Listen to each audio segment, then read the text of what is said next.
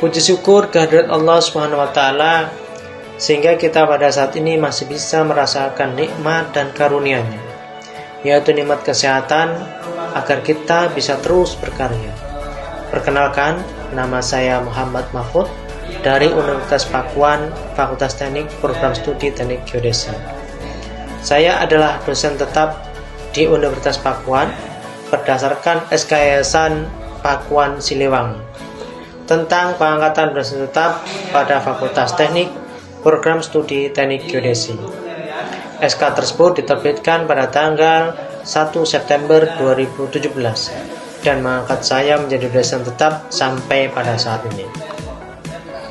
Sebagai fasilitator mata kuliah konsep dan dasar sistem informasi geografi di Program Studi Teknik Geodesi Universitas Pakuan, pentingnya mata kuliah ini sebagai fondasi dalam memahami dan menerapkan prinsip-prinsip informasi geospasial. Mata kuliah ini tidak hanya membekali mahasiswa dengan pengetahuan teknis, tapi juga menekankan pentingnya etika profesi, moral, dan tanggung jawab atas pekerjaan yang dilakukan. Sebagai dosen, tanggung jawab tidak hanya terbatas pada pemberian nilai akademik kepada mahasiswa.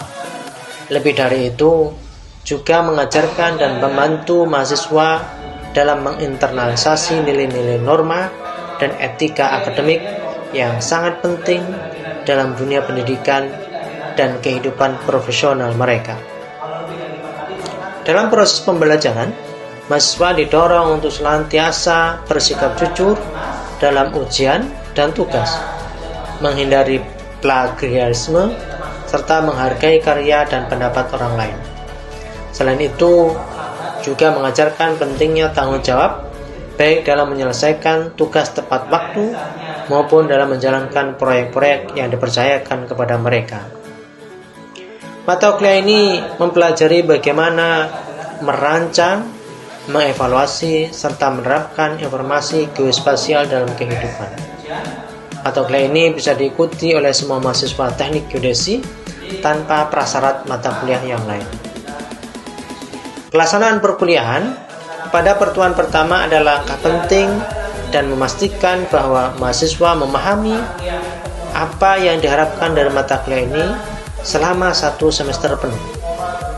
Pada kesempatan ini, penyampaian sistem kontrak perkuliahan dengan menjelaskan garis-garis besar mata perkuliahan sesuai dengan rencana pembelajaran semester. Hal ini menjadi penting agar mahasiswa memiliki gambaran materi akan mereka terima. Di dalam RPS dicantumkan capaian pembelajaran yang menjadi tolak ukur keberhasilan pembelajaran. CPL pertama, memahami pentingnya etika profesi, moral, dan agama, serta bertanggung jawab penggunaan perangkat lunak sistem informasi geografi. CPL kedua, mampu menerapkan penggunaan data geospasial di dalam ilmu geodesi. Pelaksanaan perkuliahan menggunakan berbagai metode pengajaran untuk memastikan pemahaman yang mendalam dan keterlibatan aktif mahasiswa. Metode-metode yang digunakan meliputi ekspositori, ceramah, penugasan, diskusi, live classroom, blended learning, dan pembelajaran berbasis masalah. Metode perkuliahan menggunakan metode yang beragam untuk mencapai pembelajaran yang efektif dan interaktif. Metode-metode ini meliputi model discovery learning, diskusi model based learning, dan case based learning. Sedangkan media pembelajaran menggunakan PowerPoint dan juga menggunakan media tambahan seperti video dari YouTube yang berkaitan dengan materi perkuliahan. Penggunaan aplikasi WhatsApp sebagai sarana media sharing dengan mahasiswa di luar jam belajar. Proses evaluasi belajar dalam bentuk penilaian tugas yang bersifat individu, penilaian kelompok, penilaian presentasi, penilaian sikap, ujian akhir semester, dan ujian tengah semester. Jadi referensi dalam bentuk apa? Koordinat. Supaya kamu tahu posisi kalian di mana. Kalian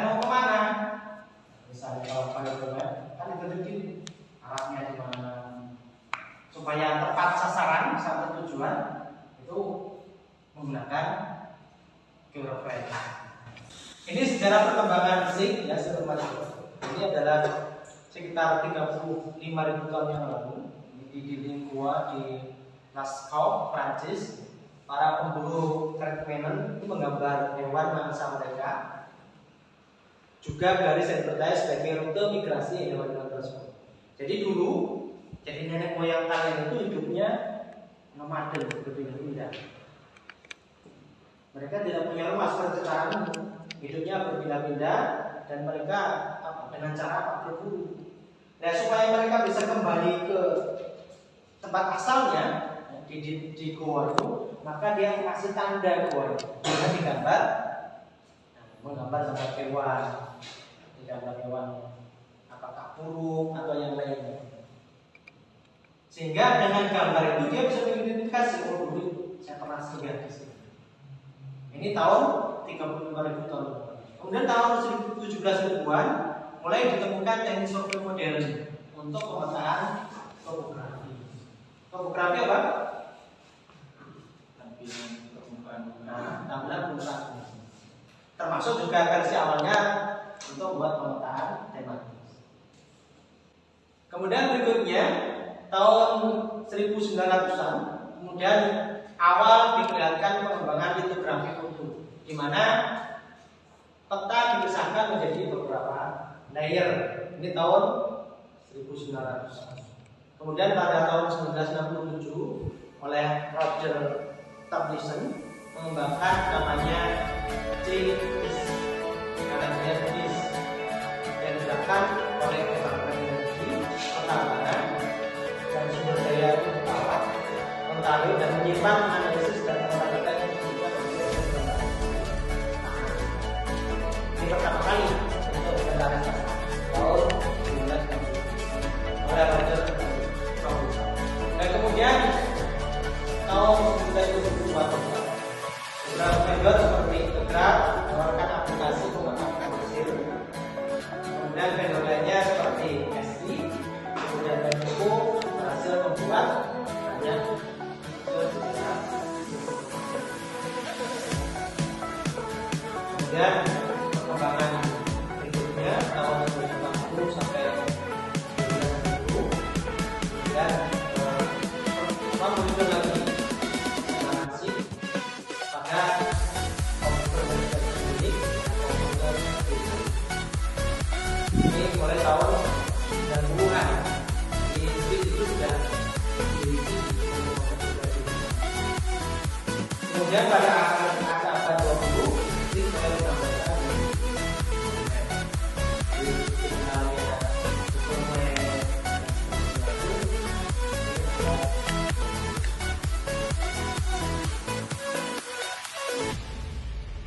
Nah, kemudian kalau SIM nanti ada pembahasan SIM. Kalau SIM adalah sistem informasi manajemen. Bedanya SIM dengan SIM apa beda? Saya tahu. Itu operasi manajemen. Dalam apa pemanggilan itu SIM informasi manajemen.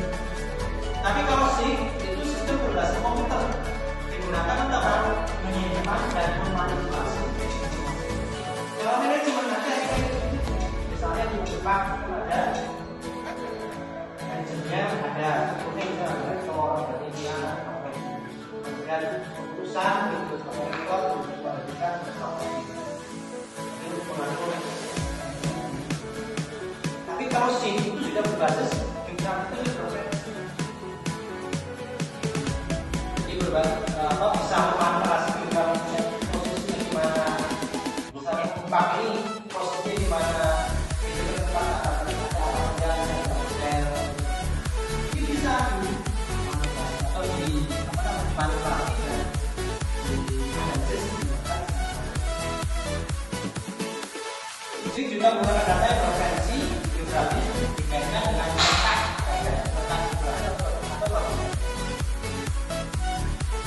pasal untuk mendukung apa? Analisa spasial. Jadi mendukung analisa spasial dan keuangan. Misalnya kelas biasanya ada dua kemudian itu di depan bapak 3 keuangan.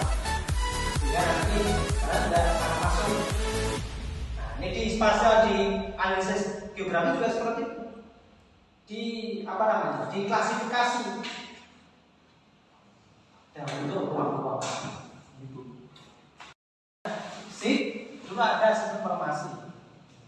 Kalau dulu ada namanya Gelopits, karena dulu jadi sebelum adanya sistem informasi geografi ada peta. Dulu ada informasi namanya Gelopits, itu adalah kumpulan dari nomor telepon yang ada di rumah, telepon rumah ya, bukan telepon rumah. Dikumpulkan, itu namanya buku kuning namanya, dikeluarkan oleh Bartok. Ada yang tahu? Oh, pernah dengar? Tapi pernah lihat? Belum. Oh, belum pernah. Jadi buku kuning itu isinya apa? Informasi nomor telepon, alamat kantor, misalnya Pak itu di Tiga nomor teleponnya berapa. Jadi kalau mau cari penumpang itu ya cari buku, dibuka halaman berapa, nyarinya sudah. Makanya itu bentuknya masih informasi, belum geografi. Kenapa belum geografi? Nah, karena masih dalam bentuk informasi. Nah, di dalam sistem informasi itu ada data yang disimpan di situ. Kemudian data itu dihubungkan dengan yang lain, misalnya alamatnya di mana, nomor teleponnya berapa. Jadi sistemnya dalam bentuk directory. Ini directory telepon. Ini kalau di page. Nah ini dalam bentuk digital digunakan untuk membuat sistem informasi secara kompleks. Jadi ini data manajemen.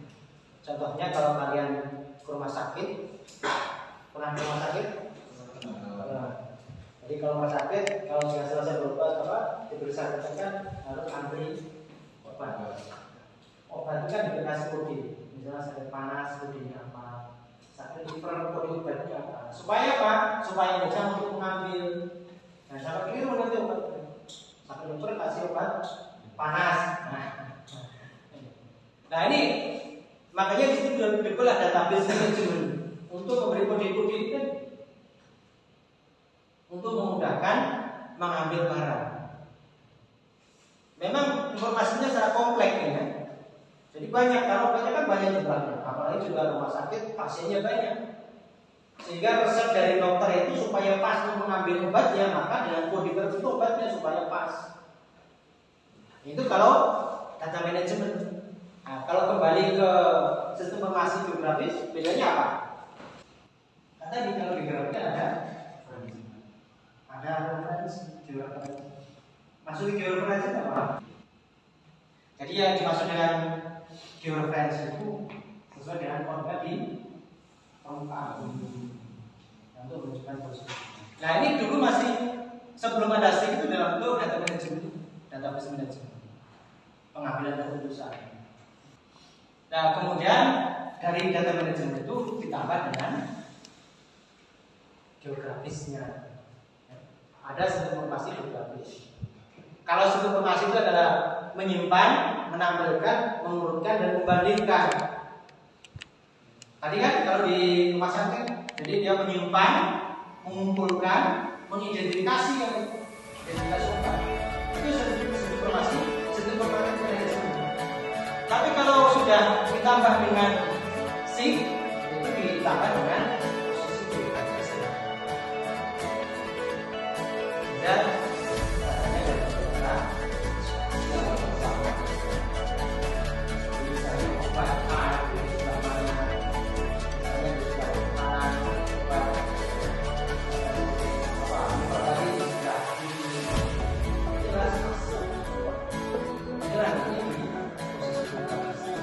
layarnya kalau di sini.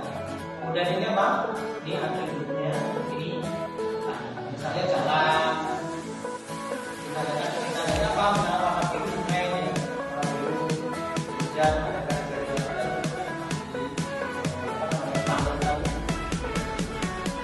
Kemudian nanti misalnya jalannya panjangnya berapa, jalan apa, nanti kita bisa dari itu. Sehingga sini ukuran kita bisa harusnya adalah dengan data tahunan. Sudah ada tanda, kemudian caranya kemudian apa namanya,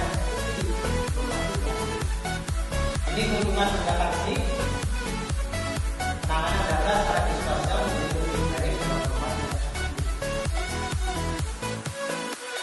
Posisi dan pemutahiran data menjadi lebih mudah. Kalau dulu membuat peta salah manual, harus salah gambarnya, itu aplikasi. Nah, kalau sekarang kan secara digital lebih mudah, untuk ambil peta itu lebih mudah dan lebih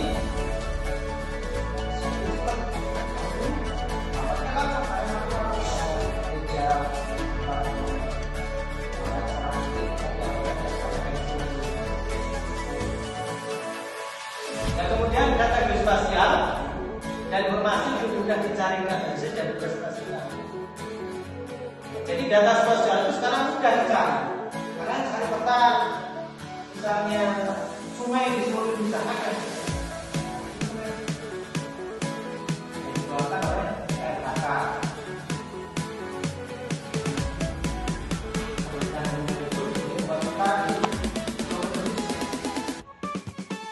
Kalau dulu mudah dicari, jadi analisis setelah kita mulai misalnya analisis, misalnya yang berhubungan dengan apa,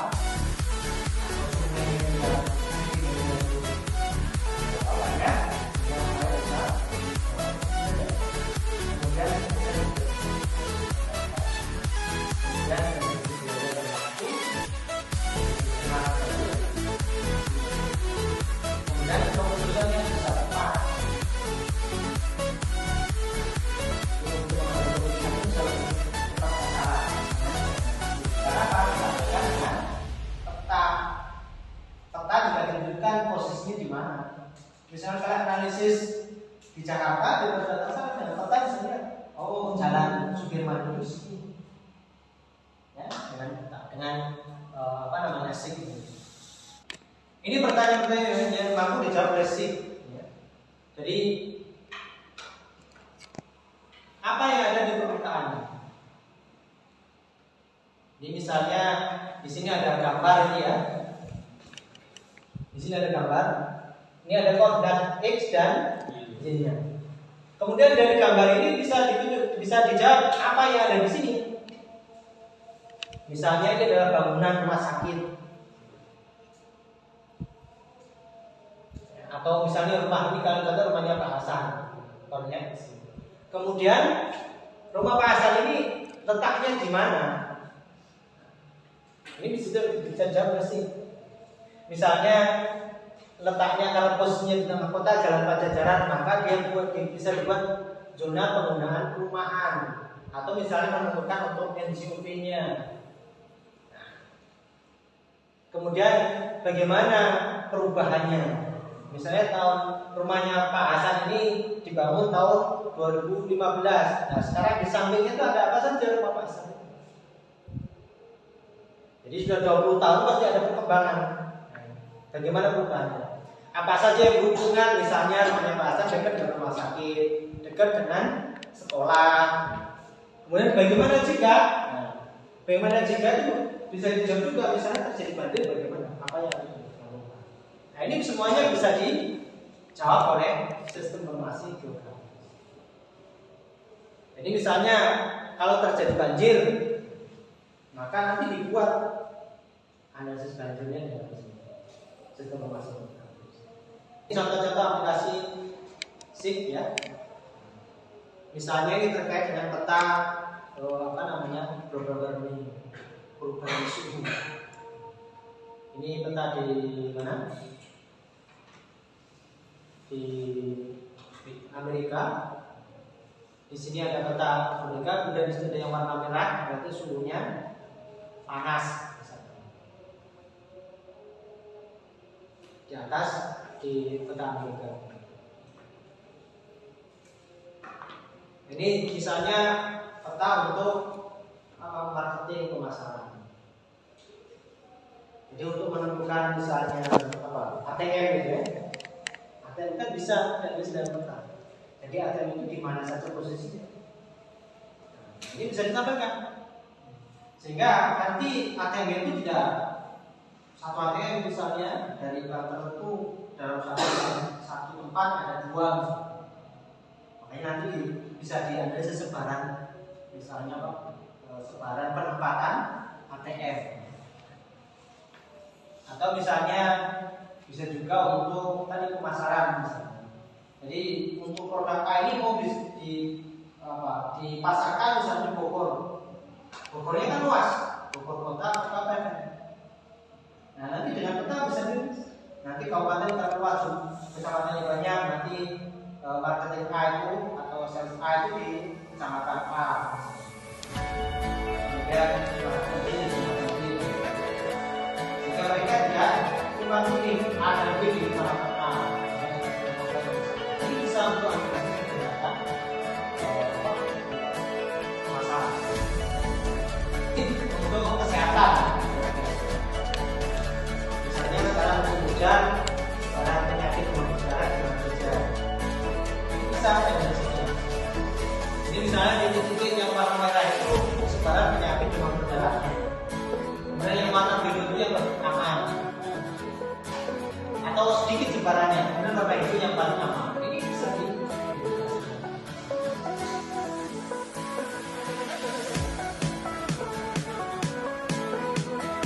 ini untuk misalnya perumahan ya, rumahnya di mana saja bisa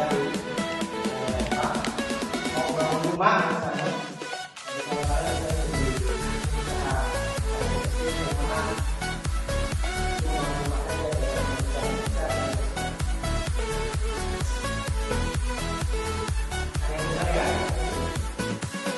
ini contoh untuk jalur terdepan. Misalnya untuk mana untuk terdepan untuk rumah sakit, pokoknya yang pakai macet dengan sistem pemakai gratis, ini bisa cari jalur yang cepat. Terutama dari kan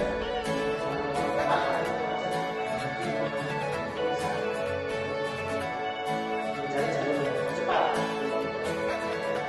Ini komponen SIM. Ada manajemen, ada data, dan juga kalau perangkat sendiri tak ada. Monitor, jadi software apa? Bisa monitor kita. Apalagi komputer, CPU, terus mouse, keyboard, ini perangkat atasnya. Kalau perangkat atasnya datanya apa? Misalnya kemudian itu perangkat lunaknya. Kemudian kalau di sistem informasi kita bisa ada namanya data. Kemudian juga ada orang. Nah, komponen SIM juga diterima ini. Ada manajemen, kemudian perangkat kerasnya, ada data yang digunakan, kemudian ada perangkat lunak.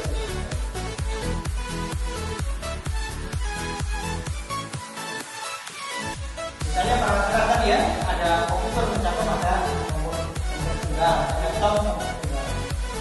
Kalian menggunakan PC ya. Ada komputer yang seperti jaringan di lab lantai 4 itu kan ada komputer itu dalam jaringan. Jadi suruh satu ruangan banyak komputer, kemudian servernya satu. Atau juga bisa dalam bentuk gelombang internet. Jadi ada komputer induknya, yaitu bisa digunakan oleh pengguna user yang lain posisinya dimanapun untuk mengakses internet. Kemudian perangkat keras pendukungnya dalam disk adalah ada data input. Nah, data input contohnya apa? Kalau dalam komputer untuk input memasukkan ke komputer apa? Apa saja contohnya? Flash disk. Nah, flash disk itu untuk menyimpan atau untuk memasukkan? Memasukkan data. Untuk masukkan data apa? Mouse bisa. Apa Apalagi selain mouse? Keyboard. Apalagi? Monitor. Monitor untuk menampilkan. Digitizer, scan, tahu? Nah, scanner kan? Memasukkan kan? Jadi ada pemasukan data input, kemudian ada proses. Kalau proses output itu apa artinya? Hardware-nya.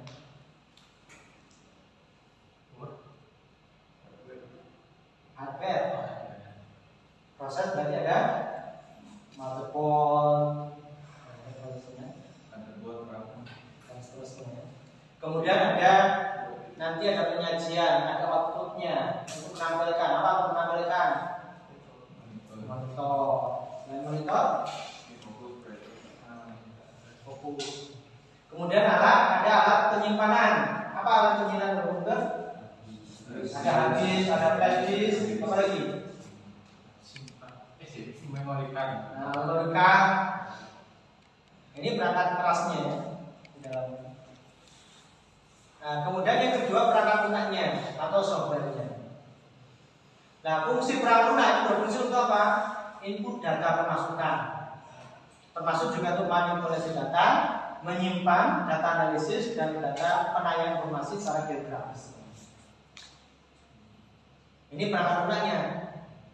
Beberapa persyarat yang dipenuhi dalam software SIG harus memiliki namanya DBMS, Database Management System. Kenapa harus punya database? Karena untuk menyimpan data, kemudian menampilkan data, itu fungsi database.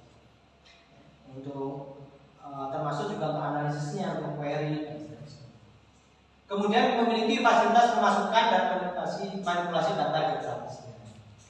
Memiliki fasilitas untuk query tadi ya, analisis dan visualisasi, memiliki kemampuan graphical user interface atau GUI yang dapat menyajikan hasil penayangan printout-nya.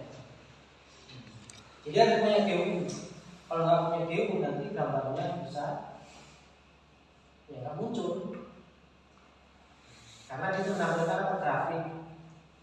Kayak di mana komputer kan harus ada grafiknya kan untuk menampilkan kan dalam bentuk grafik sebenarnya. Dan bentuk apa?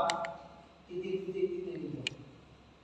Tapi titik-titik dikumpulkan jadi memberikan informasi. Apa? Ini yang bisa kita adalah grafik user. Apa istilahnya?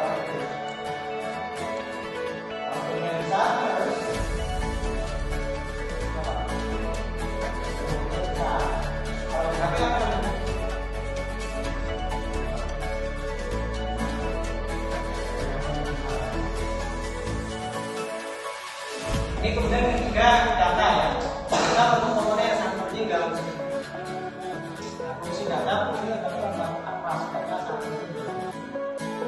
Visi itu membutuhkan data. Kalau nggak ada datanya, apa yang bisa ada informasi? Datanya bisa berupa apa? Bisa data tabular, bisa data kita, bisa data analog, bisa data digital. Ini data semua. Data bisa dari survei langsung lapangan, bisa dapat dari. Kalau sih nggak ada datanya, ya nggak bisa sama seperti informasi itu kalau nggak ada datanya. Makanya perlu ada. Kemudian yang keempat adalah tadi ada kuasa ada, tapi yang olah data ada. Dan ada ahli yang mengolah untuk menganalisis data.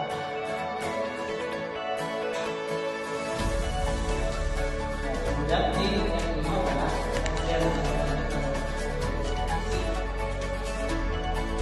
di sini ada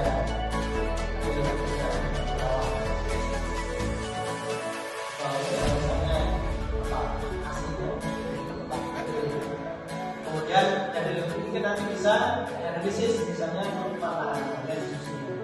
Jadi misalnya di sini kita banyak pohon-pohon ini, kita berikan gambar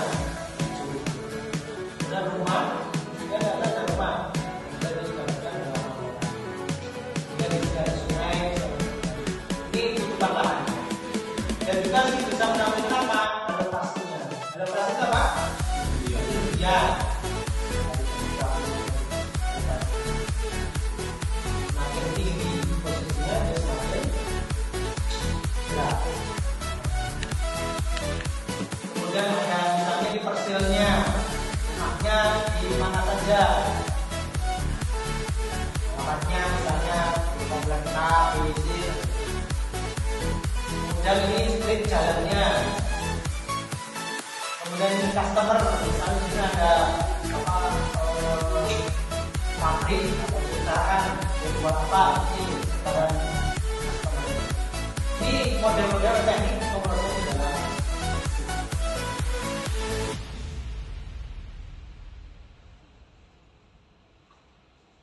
Jadi SIG nanti ada namanya, ada sistem, ada subsistem.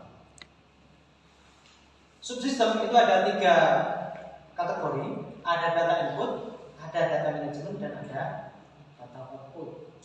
Inputnya bisa dalam bentuk tabel, dari tabel, ada laporan, ada pengukuran di lapangan, ada data digital yang lainnya, peta tematik, data topografi, citra, ada fotonya. Ini semuanya data input yang akan dimasukkan di dalam SIG. Misalnya data tabel penduduk Kota Bogor sebarannya di mana saja, ini data tabel. Nah, data tabel itu bisa dapat dari apa BPS, misalnya jumlah penduduk Kota Bogor. Atau misalnya kalian lakukan pengukuran langsung di lapangan, survei di lapangan. Atau bisa dari citra, dari foto udara. Misalnya, jadi sebaran apa perubahan di Kota Bogor di mana? Itu bisa dari foto udara, dari citra. Ini termasuk data input. Kemudian dari data itu nanti dimasukkan di dalam SIG untuk dimanipulasi, disimpan dulu ya, disimpan, kemudian di-retrieve file, kemudian diproses. Dari proses ini akan menghasilkan output keluarannya. Keluarnya bisa tadi sama tabel, data input ya. Kemudian ada peta, kemudian bisa juga laporan, juga bisa informasi digital. Nah ini software-software grafis. Ada quantum GIS, ada QGIS biasanya, ada Grace GIS, ada Map-Info, ada Map-Info. Ini software yang gratis, tidak berbayar, open source. Jadi QGIS nanti kalian bisa dapat download dari internet. Quantum GIS tadi ini udah server, ada Saga GIS dan seterusnya. Kemudian software GIS yang berbayar ada S3. S3 GIS menyediakan ArcGIS. Nah, yang terbaru sekarang ArcGIS Pro. Dia juga menyediakan software pemetaan secara online. Nah, itu di S3 juga. Jadi kemarin waktu terjadi wabah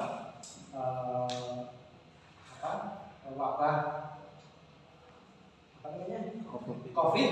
Nah, di SMB menyiapkan datanya sudah ada. Tinggal nanti yang misalnya orang yang mau upload misalnya datanya yang sakit di mana saja, rumah sakit di mana saja menyiapkan itu ya semua COVID. Ini serangannya. Kemudian ada info dan seterusnya. Ini software-software di dalam GIS. Cukup dari saya. Ada yang mau disampaikan? Kalau tidak ada, saya teruskan pada pertemuan kali ini.